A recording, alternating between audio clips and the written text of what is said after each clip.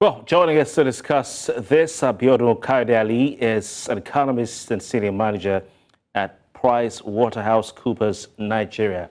Kayode, it's good to have you on the program tonight. Yeah, thank you for having me, Kofi. Well, with the year wrapping up, how well would you say that Nigerians have fared in 2023 as far as the economy, of the country is concerned? Well, to be honest, for any business that has been able to keep itself till December, I would say that such business in Nigeria has actually done quite a lot and deserves a pat on the back, right? Because we've been having these challenges right from the global stage. If you consider 2020, which was the year where we had the pandemic, how it impacted Nigeria as well as other countries across the world, right? And despite the fact that most businesses were still recovering from the impact of the pandemic, the lockdown, then we had the Russia-Ukraine war, which elevated energy prices, and it definitely impacted on Nigeria as well.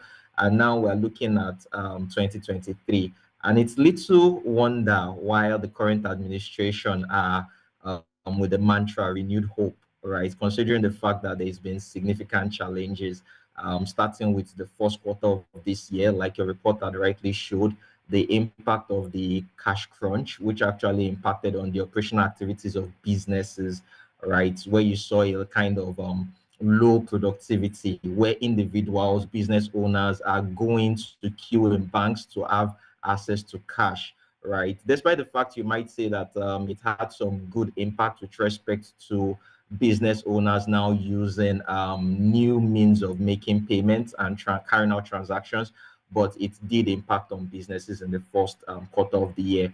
Then, like your report also for that shows, the second quarter wasn't any better with the removal of fuel subsidy, right? So prices went up, especially cost of PMS. It didn't only impact Nigeria; it also impacted neighboring countries, with countries like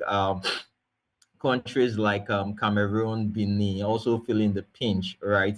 Then you look at the fourth quarter now, you've seen a situation whereby we're having significant grid collapses, right? With the Egbin power station lacking gas, right? Which has actually led to blackouts, right? So businesses have actually thrived. For any business that have thrived, they deserve a pat on the back. It's not been easy, and we only hope things will get better in 2024, Kofi. Well, we can only hope, but some would not want to hear that word hope because it gains political relevance, just like the word change also gained some political connotation some years ago. But you've talked about some policies that have affected businesses in Nigeria. How could Nigerians have coped? Is there a way you think Nigerians could have adjusted themselves to cope with these policies, looking at the issues of the subsidy removal, and so on and so forth, floating of the naira, and so on and so forth? Yeah, thank you very much, Kofi. And that's actually a very brilliant question. So I think the first one, when you talk about the challenge that came with the cash crunch, I think one important thing businesses right now should realize is that the world is becoming a global village in terms of technology. So it's very important that most businesses begin to embrace technology with respect to how they carry out their daily operations, with respect to making payments, right? Like I said, a lot of we had a significant increase in financial inclusion, especially in the rural areas. We've seen a situation whereby EFINA, that's a company, an NGO that has to do with reporting financial inclusion, has actually reported that from 2020 to 2023, there's been an increase, a significant increase in terms of adults who are now financially included, right? So that is good. Right? It's very important that most businesses now begin to understand these things, and also the banks themselves, the deposit money banks, they need to do a whole lot when it comes to onboarding businesses and individuals on their platforms. Because one issue we saw in that first quarter of the year was a situation whereby most of these electronic platforms were failing at a particular point in time. So the businesses themselves, I mean, the deposit money banks have a lot to do with that respect. Then also when it comes to the issue of the subsidy removal, the next question is searching for alternatives. Now, I know that not all businesses might be able to afford alternatives such as solar power, but I think it's a considerable investment for businesses that can afford it. And to be very honest with you, the government has a huge role to play when it comes to our power infrastructure.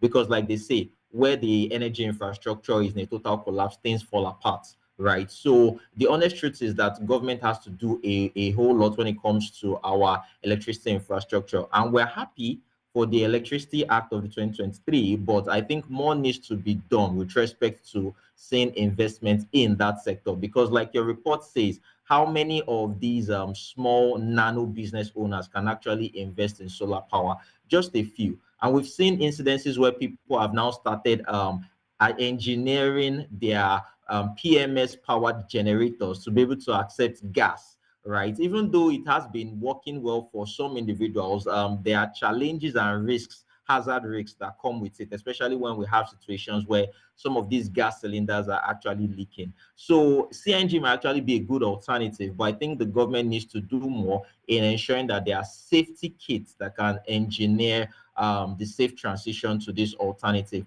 Then I think one other thing that most business would want to consider would be a situation whereby they are able to kind of readjust their cost. And when I say readjust their cost, so take for instance, can some of these businesses begin to work on hybrid, right? Whereby some of them can begin to work from home. If they're able to do this, it will kind of save in terms of cost, right? The cost that they incur, whereas they focus on the other things that they have no choice but are essential, such as actually acquiring this PMS. But one thing I would still say is the PMS itself, it's not an end, right? It's rather a means to an end. You use it to fuel your gen, or you use it to transport yourself. If government can come in with some of these CNG buses, right, and the move by government to reduce half the cost of transport cost is actually a good one, but I think it's something that should be considered over the long haul.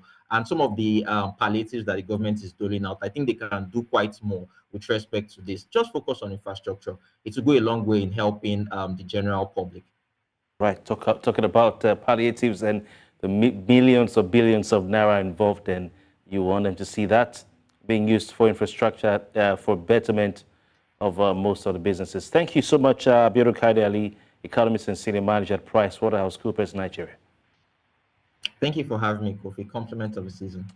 You too.